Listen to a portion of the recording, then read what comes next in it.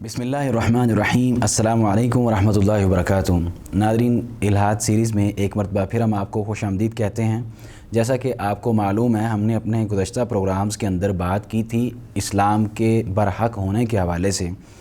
آج جو ہمارا موضوع ہے اس کا تعلق ہے کہ رسول اللہ صلی اللہ علیہ وآلہ وسلم کی ذات اقدس آخری کیوں ہے، اور رسول اللہ صلی اللہ علیہ وآلہ وسلم آخری نبی کس بنیاد پر ہیں۔ کیا رسول اللہ صلی اللہ علیہ وآلہ وسلم کے بعد کوئی اور نبی نہیں آ سکتا، اور کیا کوئی ایسا نبی نبوت کا دعویٰ کر سکتا ہے جو یہ کہے کہ میں آخری نبی ہوں یا مجھے بھی نبوت عطا کی گئی ہے؟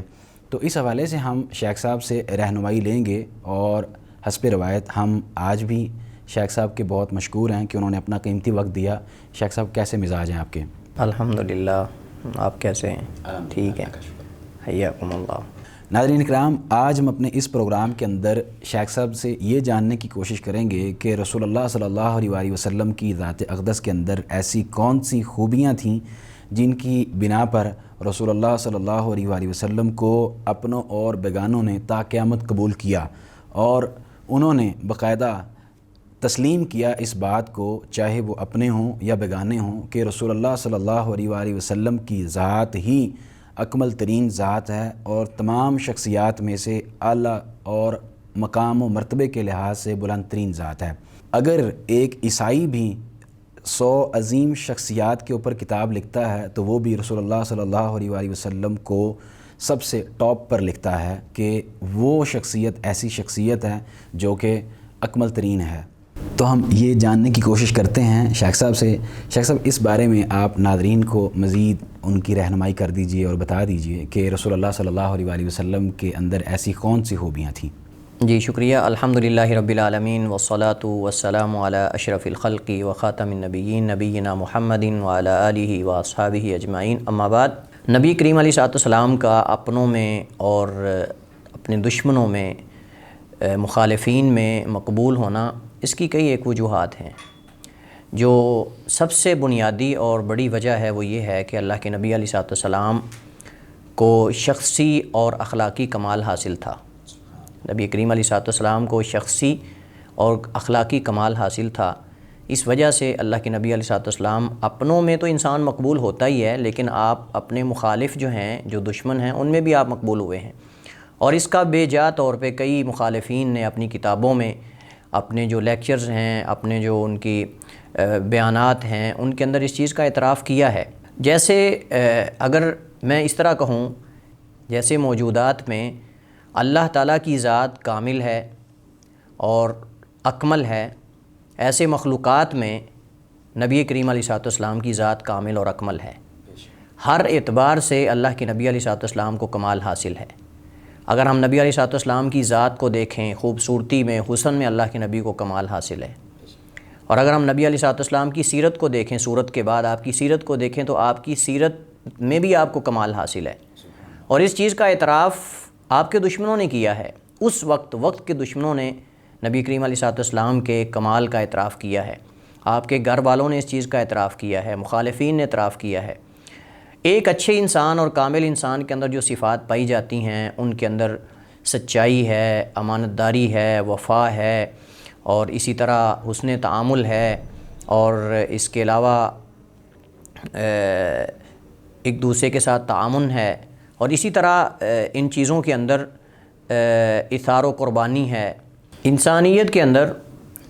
جن چیزوں سے ایک انسان کو کامل سمجھا جاتا ہے، اس کے اندر انسان کی صورت ہوتی ہے، انسان کی سیرت ہوتی ہے۔ نبی کریم علیہ الصلوۃ والسلام صورت میں بھی کامل اور اکمل تھے، اور سیرت میں بھی اللہ کے نبی علیہ الصلوۃ والسلام کامل اور اکمل تھے، اور ایسی ایسی صفات اور خوبیوں سے آپ موصوف تھے کہ جو ایک انسان کو کمال درجے پر فائز کرتی ہیں۔ نبی کریم علیہ الصلوۃ والسلام کا صادق و امین ہونا،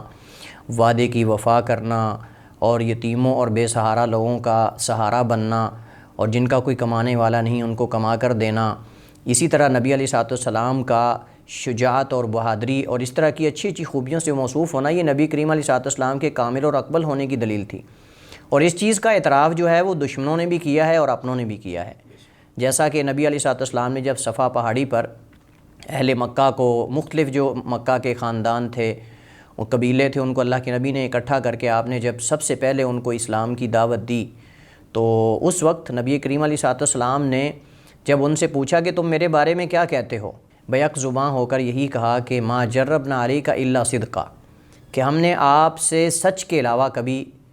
کوئی اور چیز دیکھی نہیں، یعنی ہم نے کبھی آپ سے جھوٹ سنا ہی نہیں ہے۔ اور اس چیز کا اعتراف ابو سفیان نے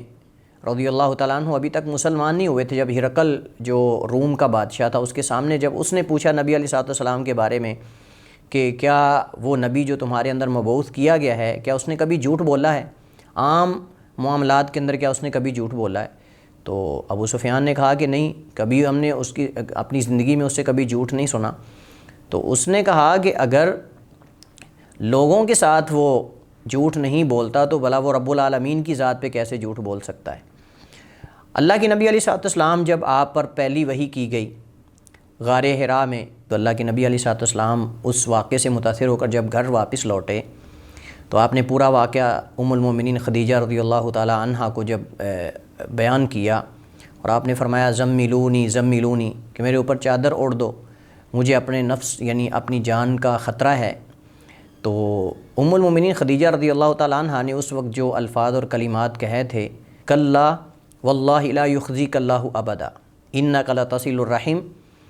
وتحمل الکلا وتکسب المعدوم، کہ اللہ کی قسم اللہ آپ کو ہرگز بھی ضائع نہیں کرے گا۔ کیوں ضائع نہیں کرے گا؟ فرمایا انک لتصل الرحم، بے شک آپ تو رشتہ داریوں کو جوڑنے والے ہیں، وتحمل الکل،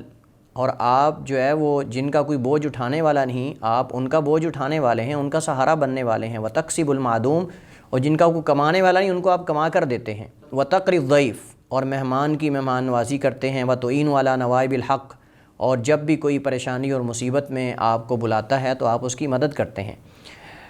یہ ایسی صفات اور خوبیاں ہیں جو ایک ایسے انسان میں ہو سکتی ہیں جو کامل اور اکمل ہے، اور وہ نبی کریم علیہ السلام کی ذات ہیں۔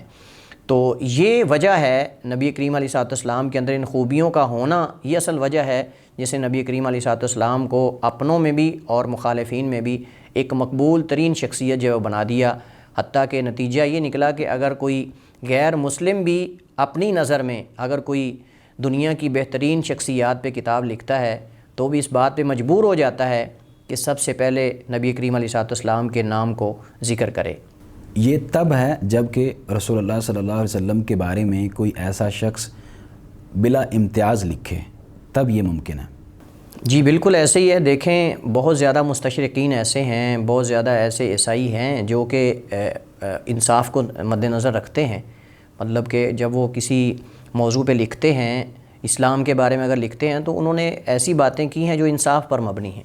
اور بعض ایسے ہیں جو دھوکہ دہی اور تدلیس اور تلبیس اس سے کام لیتے ہیں۔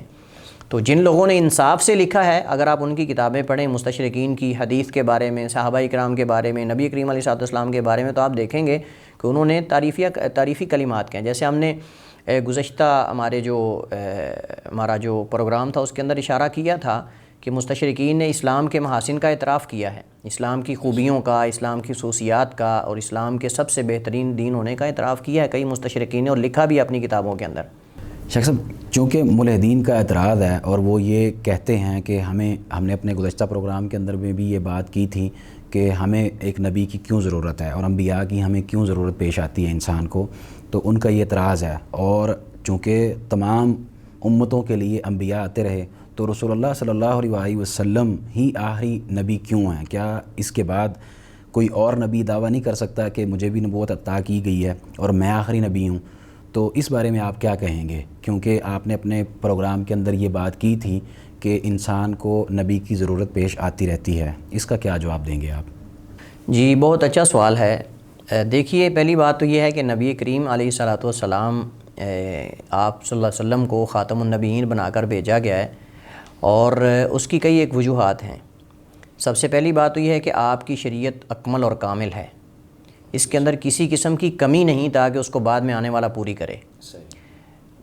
نبی کے بعد، رسول کے بعد دوسرے رسول آنے کا مقصد یہ ہوتا ہے کہ اس قوم کے اندر کچھ ایسی چیزیں یا اس کے مطلب اس شریعت کے اندر کچھ کمی ہوتی ہے جس کو بعد میں آ کر دوسرا نبی اس کو پورا کرتا ہے، اس دعوت میں آپ کہہ سکتے ہیں۔ اور یا پھر یہ ہوتا ہے کہ وہ آپ کو پتہ ہے کہ گزشتہ جو انبیاء تھے وہ خاص قوموں کی طرف بھیجے جاتے تھے، کوئی بنی اسرائیل کی طرف آ رہا ہے، کوئی کسی دوسری قوم کی طرف بھیجا جا رہا ہے، لیکن نبی کریم علیہ السلام جو ہیں یہ کائنات کے امام ہیں، آپ تمام لوگوں کی طرف نبی اور رسول بنا کر بھیجے گئے ہیں۔ تو نبی کریم علیہ السلام جب پوری کائنات کی طرف، جن و انس کی طرف رسول اور نبی بنا کر بھیجے گئے ہیں، تو آپ کو شریعت بھی وہ دی گئی ہے جو کامل اور اکمل ہے، اس کے اندر کسی قسم کا نقص نہیں ہے۔ آپ صلی اللہ علیہ وسلم کی جو شریعت عطا کی گئی ہے آپ کو، وہ کامل اور اکمل ہے ہر اعتبار سے، اور اس کے اندر ایسی ایسی خصوصیات اور خوبیاں ہیں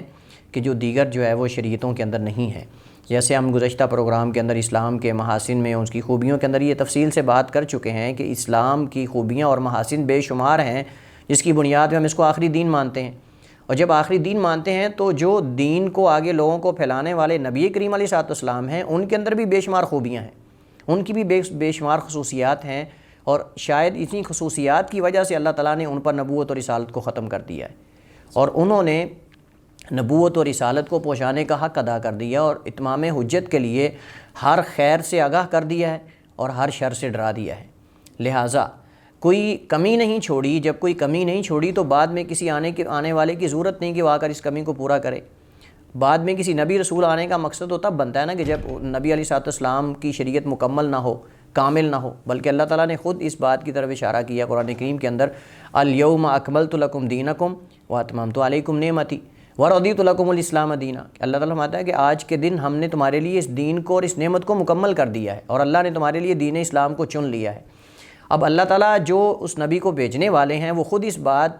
کو بیان کر رہا ہے اللہ تعالیٰ کہ آج کے بعد دین مکمل ہو چکا ہے، یعنی اب نبی علیہ السلام چونکہ کائنات کے امام اور قیامت تک کے لیے مبعوث ہیں، تو اس وجہ سے آپ کے بعد کوئی نبی نہیں آنے والا، اور خود آپ نے اللہ تعالیٰ کی طرف سے جو ہے وہ اس بات کو بیان کیا ہے کہ انا خاتم النبیین لا نبی آبادی۔ اس طرح ایک دوسری حدیث میں نبی علیہ السلام نے فرمایا کہ میری مثال جو ہے وہ اس اینٹ کی ہے کہ جیسے ایک بلڈنگ بہت خوبصورت ہے، اس کے چکر لگانے والے اس کے ارد گرد چکر لگاتے ہیں، دیکھتے ہیں کہ بہت عمدہ اور معیاری اور نفیس بلڈنگ ہے، لیکن اس میں ایک سوراخ ہے، ایک اینٹ کی جگہ ہے جو ابھی تک پر نہیں ہوئی، وہ میں نے آ کر پر کی اور یہ بلڈنگ گویا کہ خوبصورت بن چکی ہے۔ اب یہ نبوت کا جو ایک یہ محل ہے یہ مکمل ہو چکا ہے، اب اس کے اندر کسی قسم کا عیب اور نقص نہیں ہے کہ کوئی آ کر اس کو پورا کرے یا اس کو ختم کرے۔ اور اسی طرح ایک حدیث کے اندر نبی کریم علیہ السلام نے فرمایا لو کان بعدی نبی، جیسے کہ جامع ترمذی کی حدیث ہے، آپ نے فرمایا کہ لو کان بعدی نبی لکان عمر، کہ اگر میرے بعد کوئی نبی آنا ہوتا تو وہ عمر آتے۔ تو عمر رضی اللہ تعالیٰ عنہ باوجود اتنی خوبیوں اور اتنی صفات کے جب وہ نبی نہیں بن سکے تو ان کے بعد کون آ کر جو ہے وہ نبی بن سکتا ہے؟ یعنی اگر نبی بننے کی گنجائش ہوتی تو عمر بنتے، لیکن جب عمر نہیں بن سکے، وہ دنیا سے چلے گئے ہیں، تو ان کے بعد کوئی اور آ کر کیسے جو ہے وہ نبی اور رسول بن سکتا ہے؟ تو نبی کریم علیہ السلام نے کوئی کمی چھوڑی نہیں کہ جس کو جو ہے وہ آ کر دوسرا پورا کرے۔ قیامت تک جتنے لوگوں کے پیش آنے والے مسائل ہیں ان کا شریعت میں حل موجود ہے، اور علماء نے باقاعدہ اصول اور قاعدے بنائے ہیں، جن اصولوں کے پیش نظر کتاب و سنت سے آپ ہر نئے پیش آنے والے مسئلے کا حل جو ہے وہ تلاش کر سکتے ہیں، اور وہ علماء بیان کرتے ہیں۔ کوئی ایسا مسئلہ دنیا میں نہیں جس کا حل کتاب و سنت کے اندر موجود نہ، اور صرف یہ دینی معاملات کے اندر نہیں بلکہ جو ہمارے دنیوی معاملات ہیں، ہماری تجارت کے، شادی بیاہ کے، اس طرح کے، ان کے اندر بھی شریعت نے ہماری رہنمائی کی ہے۔ سیاست میں، معیشت میں، معاشرت میں، جتنے بھی انسان کی مطلب کہ زندگی سے متعلقہ شعبہ جات ہیں، ان تمام معاملات کے اندر، تمام میدانوں کے اندر شریعت نے ہماری رہنمائی کی ہے۔ دوسری بات یہ ہے کہ نبی کریم علیہ السلام، آپ دیکھیں کہ نبی کریم علیہ السلام کے برحق ہونے کی جو سب سے بڑی دلیل ہے وہ یہ ہے کہ ایک ایسا شخص جو امی ہے، ایک ایسا شخص جو امی ہے، نہ لکھنا جانتا ہے، نہ پڑھنا جانتا ہے، نہ اس نے بہت زیادہ سفر کیے ہیں، اور وہ ایک ایسی شریعت لے کر آ رہا ہے کہ جس کے اندر کمال ہے، ہر قسم کی رہنمائی ہے، ہر قسم کے مسائل کا حل ہے، تو اس کا مطلب یہ ہے کہ یہ اللہ کی طرف سے ہی ہو سکتا ہے، یہ اس کے اپنی طرف سے نہیں ہو سکتا۔ کوئی اپنی طرف سے تو تب کر سکتا ہے نا کہ جب وہ کسی دوسری کتاب سے پڑھ سکتا ہو، یا کسی مطلب کہ وہ لکھ سکتا ہو، نقل کر سکتا ہو۔ تو اللہ کے نبی نہ لکھنا جانتے تھے، نہ پڑھنا جانتے تھے، تو یہ آپ صلی اللہ علیہ وسلم کو اللہ نے قرآن کریم کے اندر نبی الامی کے جو ہے وہ لقب سے اللہ تعالیٰ نے پکارا ہے۔ تو یہ کمال ہے کہ ایک ایسا شخص جو امی ہے، نہ لکھنا جانتا ہے، نہ پڑھنا جانتا ہے، نہ بہت زیادہ سفر کیے ہیں، اور وہ ایک ایسی شریعت لے کر آ رہا ہے کہ جس کے اندر تمام شعبہ ہے زندگی جو ہے وہ ان کے بارے میں رہنمائی موجود ہے۔ اور اسی طرح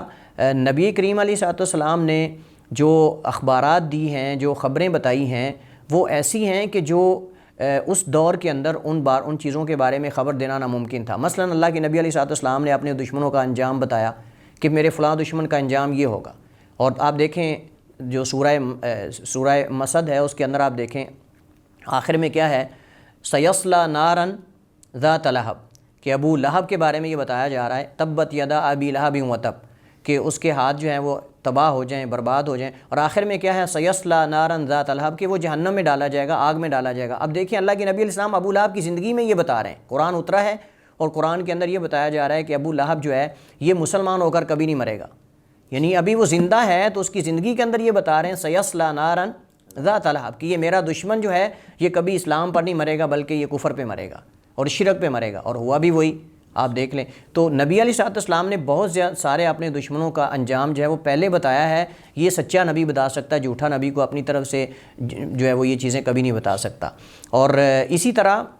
یہ بلا کیسے ہو سکتا ہے کہ ایک شخص جو ہے وہ اللہ تعالیٰ پہ جو ہے وہ الزام لگا رہا ہو، اللہ تعالیٰ پہ کوئی جھوٹی باتیں منسوب کر رہا ہو، اس کے باوجود اللہ اس کی مدد بھی کر رہا ہے، اس کی نصرت بھی کر رہا ہے، تائید بھی کر رہا ہے، اس کی تصدیق بھی کر رہا ہے، اور 313 کو 1000 پہ غالب کر رہا ہے، 40,000 کو 2 لاکھ پہ غالب کر رہا ہے. یہ کیسے ہو سکتا ہے؟ یہ نبی کریم علیہ السلام کی صداقت و امانت اور آپ کے سچا نبی اور رسول اور آخری نبی اور رسول ہونے کی دلیل ہے. 313 اس دور کے جو ہتھیار اور جو اسلحہ تھا اس دور کا، اگر آپ اس کو یعنی اپنا دماغ اور ذہن اگر وہاں لے کے جائیں کہ اس دور کے جو اسلحہ ہے اس کے مطابق 313 1000 کو شکست کیسے دے رہے ہیں اور 40,000 2 لاکھ کو شکست کیسے دے رہے ہیں، اس کا مطلب غیبی قوت ہے ان کے پیچھے جو ان کی مدد کر رہی ہے. اگر اللہ کے نبی نعوذ باللہ جو ہے وہ جھوٹے تھے یا آپ سچے نبی نہیں تھے تو اللہ کیسے ان کی مدد کر رہا ہے، کیسے تائید کر رہا ہے ہر میدان میں. اور بلکہ جب یہ قرآن کریم کی آیت ہوتی اس وقت اللہ کے نبی نے جو گھر پہ پہرے دار کھڑا ہوتا تھا اس کو بھی آپ نے بھیج دیا تھا، واپس کر دیا کہ کوئی میرے گھر کا آج کے بعد پہرا نہ دے، چونکہ اللہ نے وعدہ کر لیا واللہ یعصمک من الناس کہ اللہ آج کے بعد آپ کو دشمنوں سے بچا لے گا. تو یہ اللہ کے نبی کا یقین تھا اور آپ اللہ کی طرف سے ہر چیز کی خبر دے رہے ہیں، چونکہ اللہ نے میرے ساتھ وعدہ کر لیا ہے کہ میں آپ کو دشمنوں سے بچاؤں گا. یہ سارے ایسے دلائل ہیں جو نبی علیہ السلام کے برحق ہونے کی جو ہے وہ سب سے بڑی دلیل ہے. بہت شکریہ شیخ، اللہ تعالیٰ آپ کو رحمتوں برکتوں سے نوازے. انشاءاللہ ہم آپ سے اسی طرح رہنمائی لیتے رہیں گے. ناظرین، یہ تھا ہمارا آج کا پروگرام جس کے اندر شیخ صاحب نے بڑے عمدہ انداز سے یہ بیان کیا کہ رسول اللہ صلی اللہ علیہ وسلم ہی آخری نبی کیوں ہیں، اور کیا کوئی دوسرا شخص دوبارہ یہ دعویٰ کر سکتا ہے کہ میں بھی نبوت کا داعی ہوں یا مجھے بھی نبوت عطا کی گئی ہے.